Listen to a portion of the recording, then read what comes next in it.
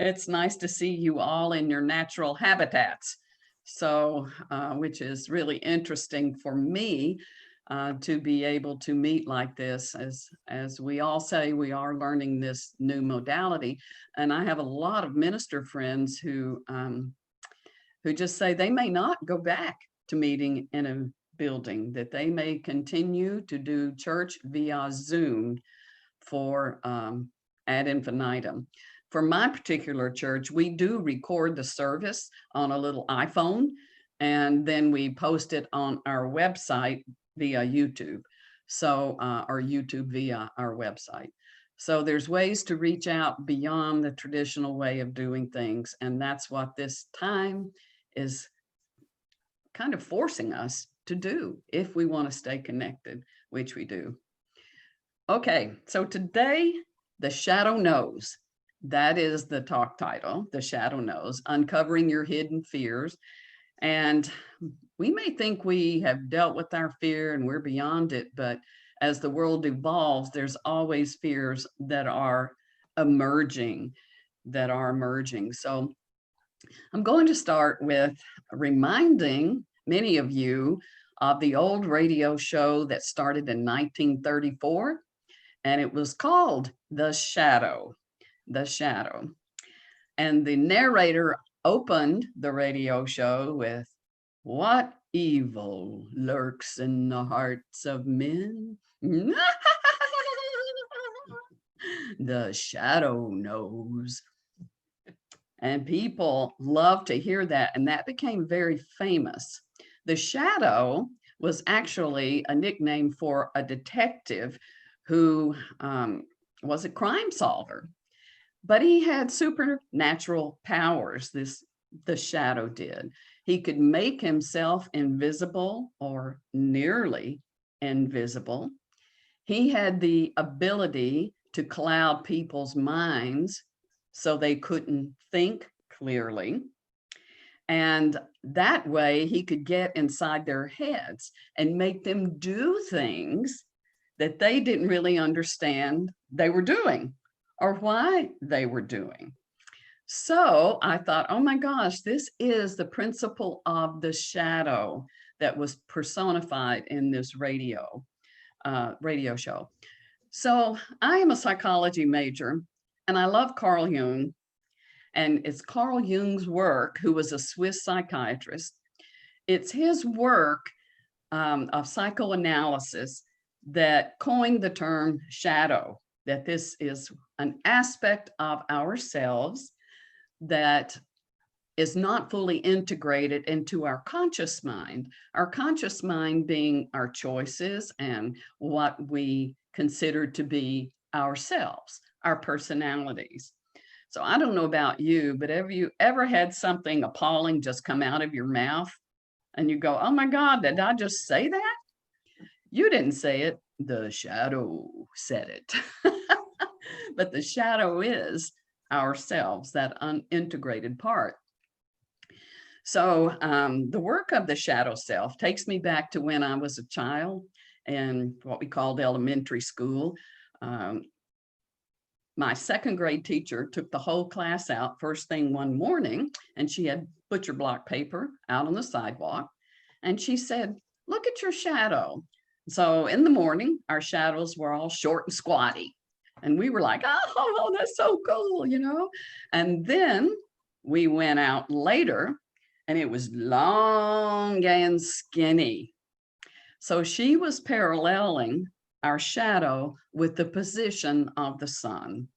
And as I think about that in terms of my psychological and spiritual work, I liken that to, well, when we first get enlightened, when we first discover that there is a presence within us, we're kind of short and stunted.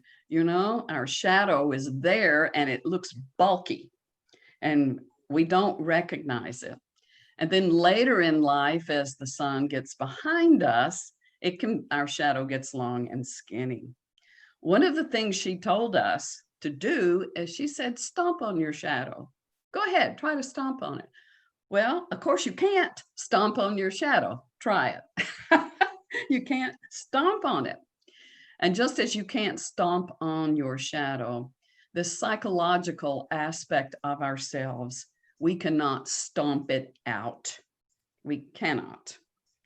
But what does happen, because we don't identify ourselves with it, it's there and it gets projected out.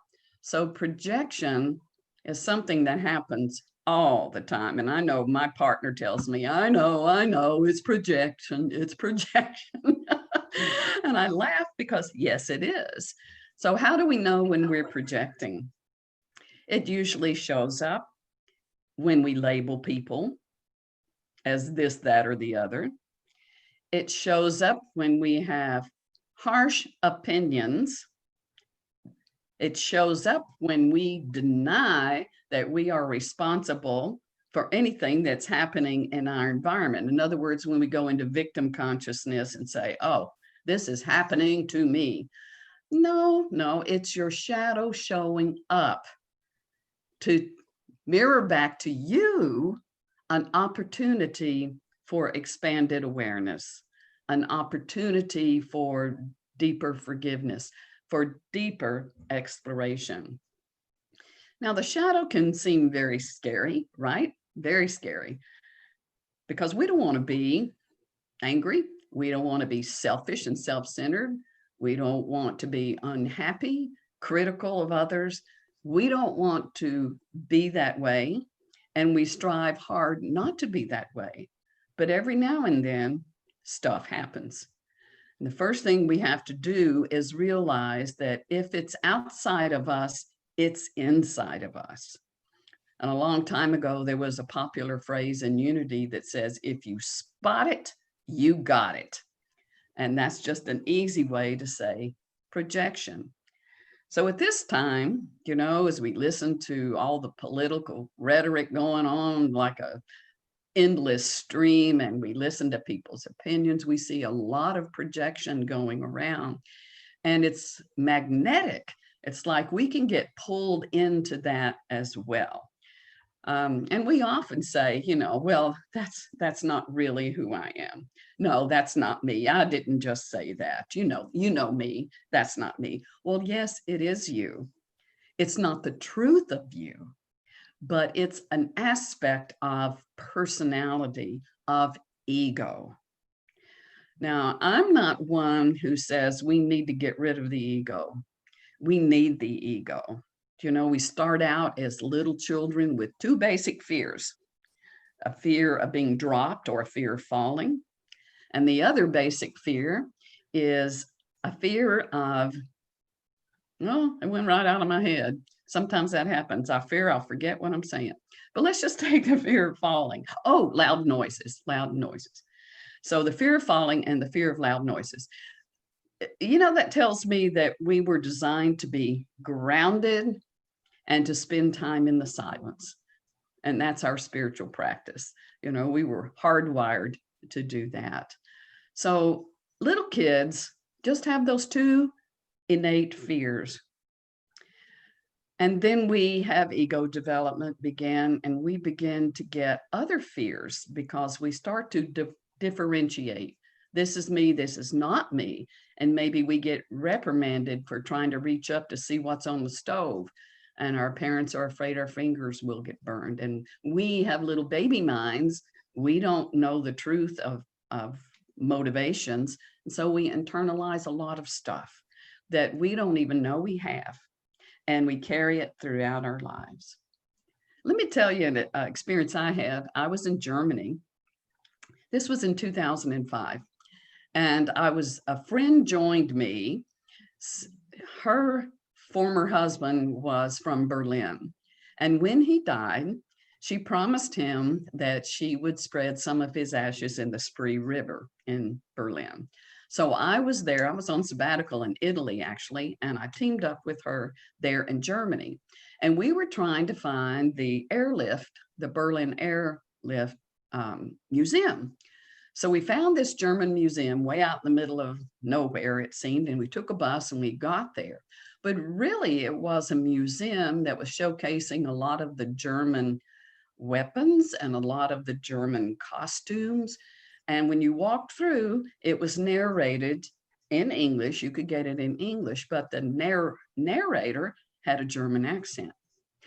All I know is when I went inside that museum, I had this terrible feeling of fear and dread.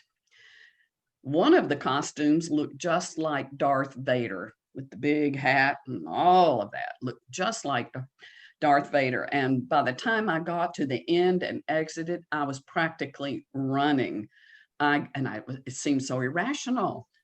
So as I thought about that over and over and over again, it occurred to me that as a child, all of the evil villains had German accents. And Darth Vader's costume was taken directly from German officers. So I'm thinking how we vilified those people and that culture, and that is so subliminal, you wouldn't even know you have that fear. So as that comes up, it comes out. The best way to get rid of fear, in my opinion, there's ways to do it. The most fail-proof way I know. And it's not love. Just simply love your fears away. It's not love, because you cannot love until you forgive. And you cannot forgive until you do this one simple thing. Anybody want to know what it is? Anybody want to know? Let go. Surrender. Just let go. We suffer from our fears because we want to avoid being afraid. We want to control. We want to know exactly what someone else is thinking, what their motivations are. We want to know what's going to happen today. We want to know what happened yesterday, for that matter. We want to know. And I don't know about you guys, but for me, I know the older I get, the less I know. And how much energy it takes to have to know. You know, when I speak, people say, well, what are you going to talk about? My favorite talk title is It's a Mystery to Me, because it is a mystery to me. Life is a mystery. What comes out of my mouth is a mystery. And I do my inner work with prayer and meditation, and I listen. I listen to my voice of intuition, and I do a little research. Like I did some research on Jung and his background, and God's in charge of my mouth, and I let it go. And I'm so much happier than when I slaved for days trying to craft a talk and then remember word for word what I was going to say, and how frustrated I felt when I forgot something I thought was really important. Get thee behind me. You know, we are here in the present moment, and we are 100% held in the palm of the proverbial hand of God. Always, always. There is nothing that can separate us. There is nothing to fear. Now, does that mean we should never, ever have a fear? Not at all. Not at all. Those innate fears are there to alert us. So there are rational fears. Take the people living in Colorado now and in California and the fires that are all around them. Are they afraid? Should they not be afraid? Of course, there's dread, there's concern. I have a couple in my congregation who are speaking for me today, whose home was burned to the ground in Paradise, California. They lost everything. And then they moved to Green Valley, Arizona, where they've been for 2.5 years, and they love it there. So regardless of the appearance of things that are concerning to us, that cause a disruption in the wave of our peace and our groundedness, just know it will pass, and all things work together for good. When we give up our fear, we give up our suffering. And we deepen our connection through prayer and meditation, just spending time and saying, okay, I accept this as part of my experience. If it's in my world, it's for my soul's growth, whatever it is. Not all things are pleasant, but all things do bring a blessing. And that's from the Course in Miracles teaches all things come to bless us. So back to the shadow. There's one time we can be in the sun and not have a shadow. And that's when the sun is directly overhead. Directly overhead. You can look down and there is no shadow. And again, for me, that's a metaphor. The more I am aligned with my inner light and my truth, the more I am grounded and aligned, there's less need for shadow to show me those parts of me that I need to take a closer look at and integrate and release the shadow. And when I get away from being centered in that light, and the light's way behind me, I have a long shadow, a long, skinny shadow. And that's not pretty. And the short, squatty one, well, it's just on its way to disappearing, because as the dawn of enlightenment begins and the discovery of your true nature as a spiritual being, then the sun rises to where you become totally in alignment. Now, one thing I'm going to say about this analogy, nothing ever stays the same. The sun is right there. It appears to be moving, but it's the earth that's really rotating and causing a difference in the way our shadow shows up. And we don't just stand in one place looking at our shadow. We move about the earth cabin, so it may look different if you're in a canyon, if you're in a desert, or if you're in a forest, whatever, shadows change. And Carl Jung said, it's a lifelong work. You don't just recognize a shadow, do a little work, have a little therapy, say a little prayer, and boom, it never shows up again. He said, no, I think the impact of it certainly lessens, and we become more conscious of how it is impacting around, or how intense and deep and dark it is. But what Carl Jung said, he compared it to, quote, the grim task of washing your soiled linen in private. And I thought that was hysterical. The grim task of washing your soiled linen in private. Wow. Okay. Thank God for washing machines, huh? Yes. And thank God for spiritual communities, because together we can come and realize we are not that different from each other, although we are unique, individualized expressions.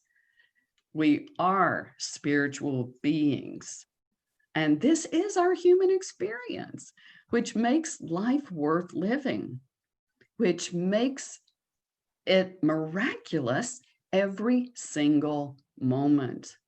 The dynamics of the shadow are something I have fun with. In my new home in Arizona, it's contemporary. Now, I moved from a house in Kansas City near Midtown. It was Midtown, it wasn't near Midtown, it was Midtown. And my house was 100 years old, and it basically had 4 floors because the basement was dry and had a TV and a couch down there and its own entrance and all kinds of stuff. So I went from this 4-story house to all one single level, contemporary.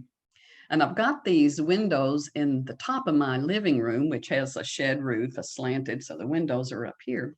So one night I got up and I'm standing with my back to my front door, looking up at these windows, and I have a little night light at the bottom, and it was making this huge shadow of me on the ceiling.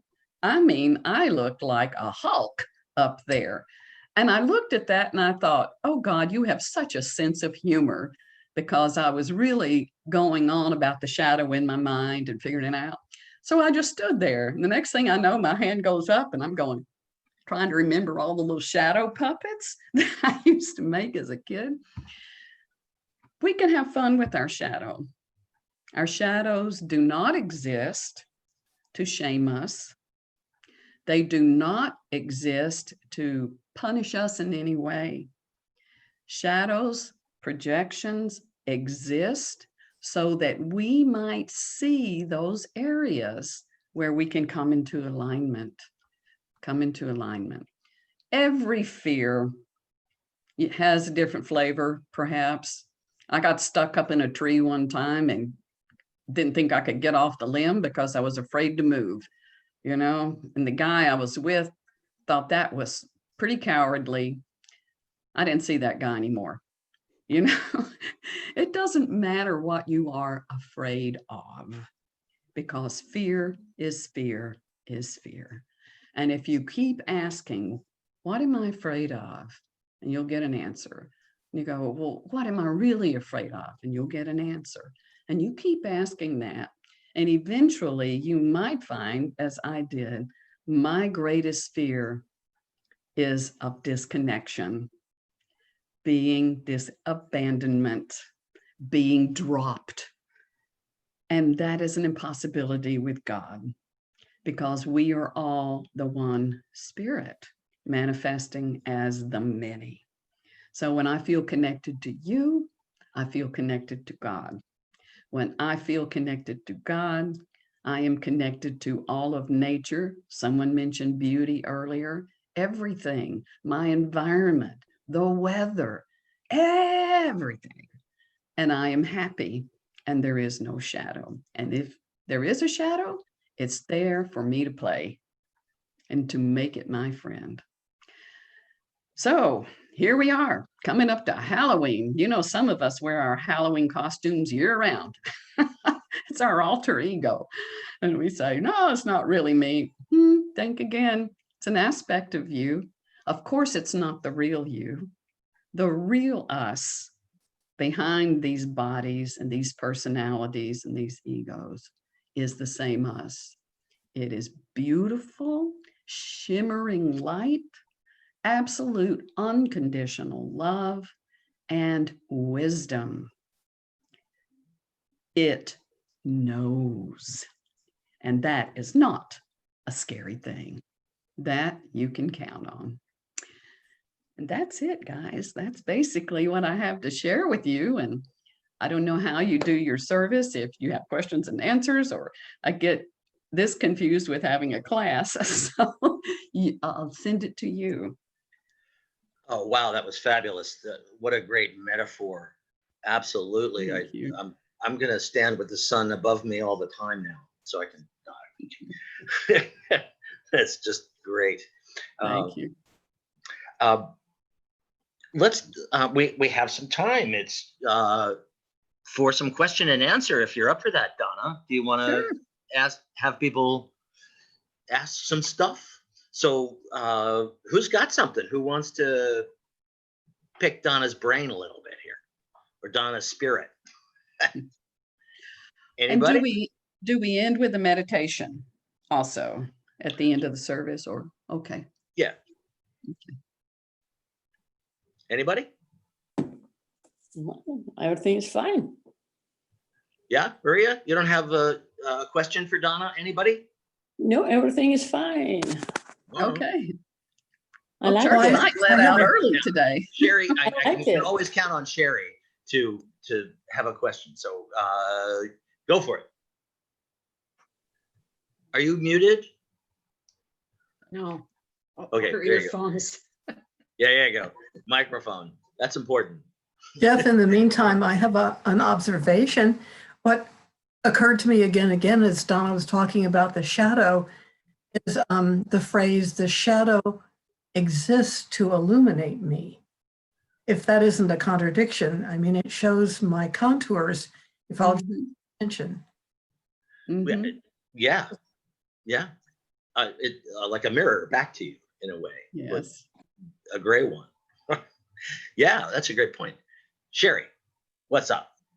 I'm just wondering if you have any helpful tips on letting go, because I think it's really easy to say, I'm going to let go of this, but Mhm, not so easy to do. mhm.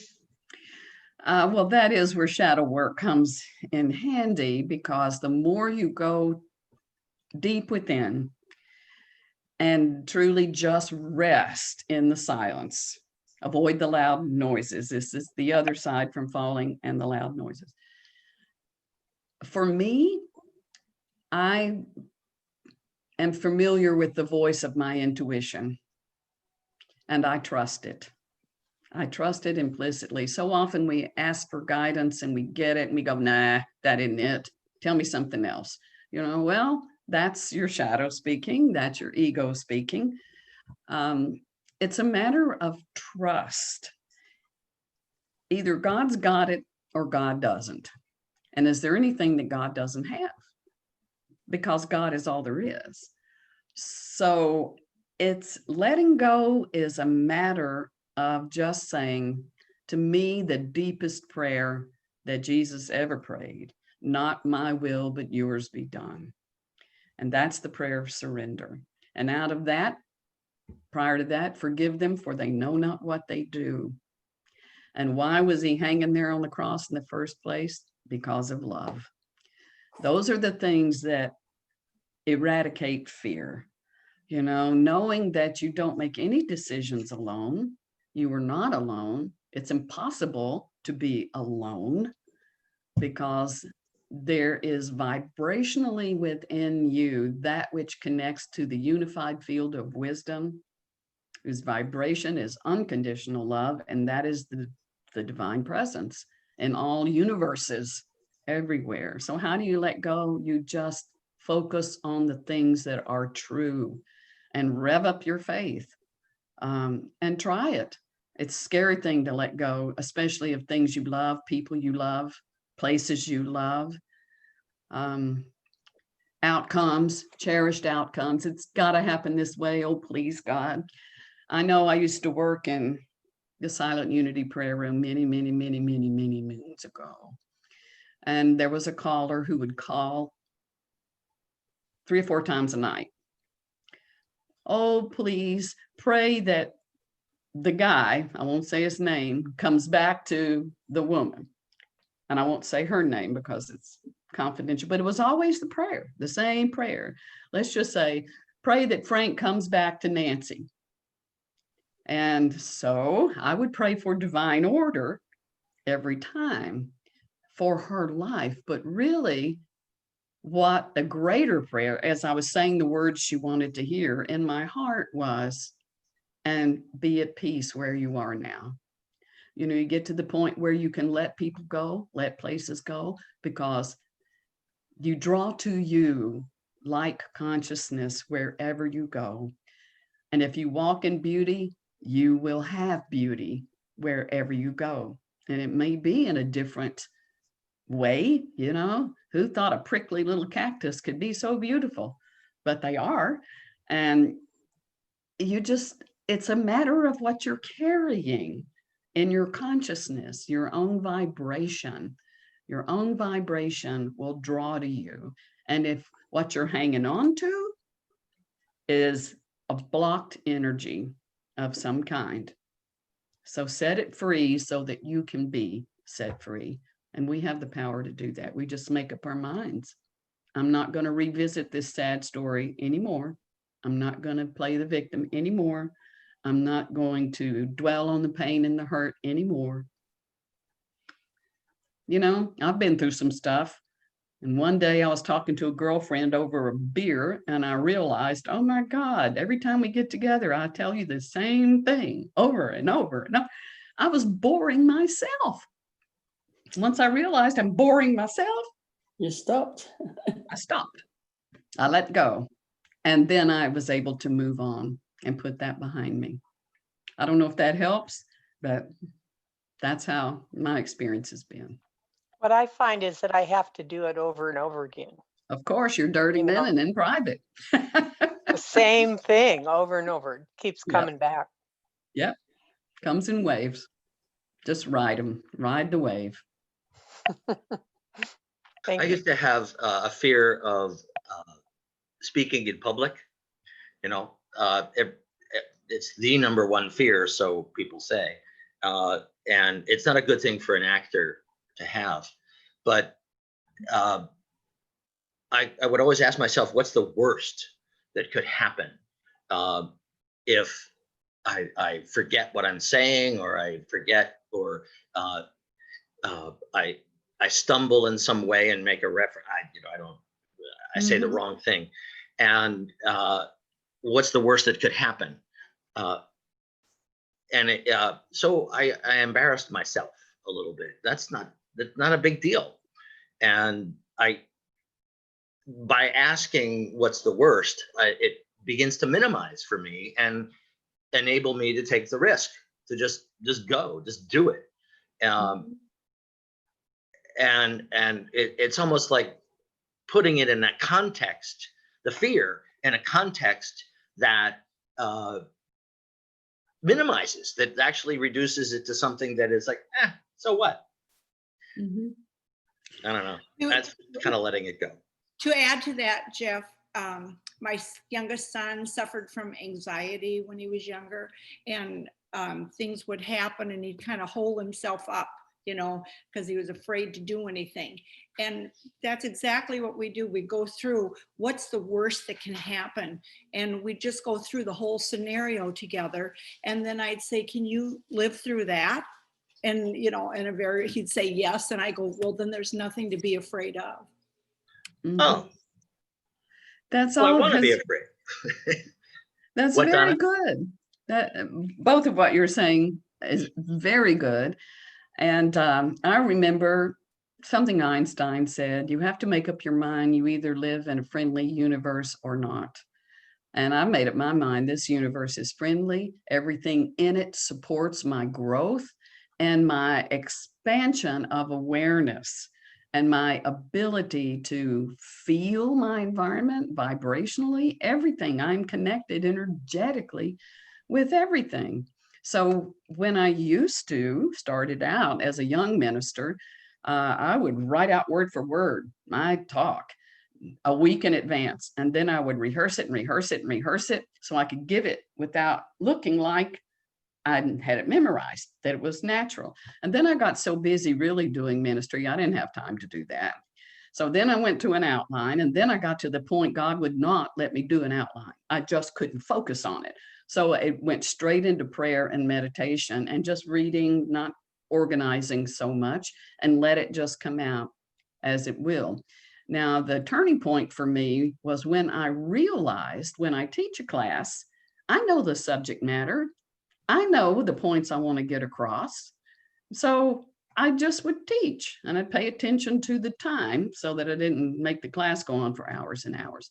And I started to approach speaking publicly in the same way. I know what my subject matter is, and I trust that whatever comes out of my mouth, as a matter of fact, I say a prayer of surrender. It's like, okay, God, whatever comes out of my mouth is none of my That's business, it. it's yours. So if I make a blunder, that served a purpose somewhere. If I forget something, that served a purpose. And many of the time, the talk's over and I look over at my notes and I go, dang, I meant to say that. Oh, well, I may have meant to say it, but it wasn't meant to be said because it wasn't said. So I've learned to just have fun with it and to know that the people, all of you, I'm looking at you now on the screen, you're my friends. You're for me. You're not against me. And if anyone spends their time critiquing me, this, and this, and this, that's how they're choosing to create their world. It's their business. It's their business. Let it be. There's a great song there. That's wonderful. I suspect we should probably move to a meditation and Okay. then get on with some of the other aspects of our Okay. service. So can you do that for us? Oh, I would love to. Oh, Sure. absolutely. Okay. Go for it. So if we're all comfortable, we'll just stay in our space of the heart and know that all is always well. Always and in all ways. So whatever comes up for us in this day, we know that we are the light of God expressing, and that light is never blocked. It's never not shining. It just shows up in different ways, through different experiences, different people, different projections, all kinds of things. And every single day, we are open and receptive to the living spirit of truth, which continues to teach us for all eternity. Even if we learn the same thing over and over and over again, it gets deeper and broader.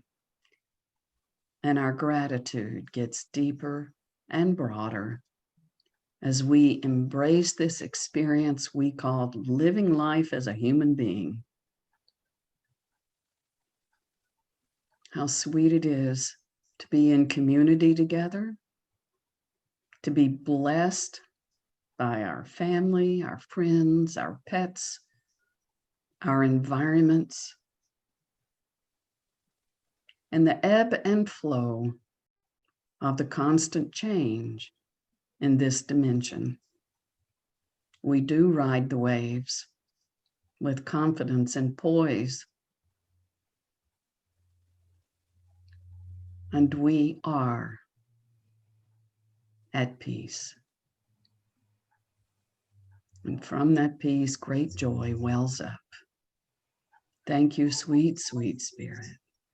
Let us rest a moment, and each of us just offer our own prayers silently and from the heart.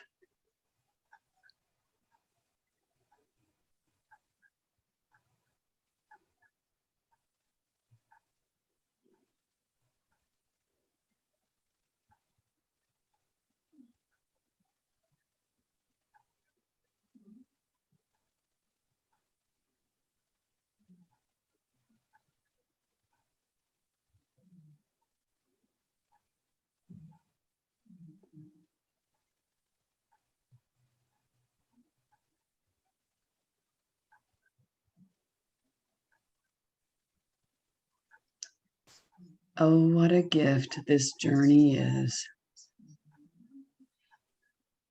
How fun it is to see ourselves in a different light, to see ourselves dressed up in a Halloween costume, dressed up for Sunday morning, dressed down for a Saturday walk in the woods. The variety of experiences, each one coming to bless us. Thank you, sweet spirit. We lift our eyes and we go forth into this day saying, yes, yes, I will be what you have called me to be, which is no less than a light in this world. This is our prayer. This is our decree. And so it is. And so we let it be. Amen, amen, and amen. You can come back now. Or Thank you you, can Donna.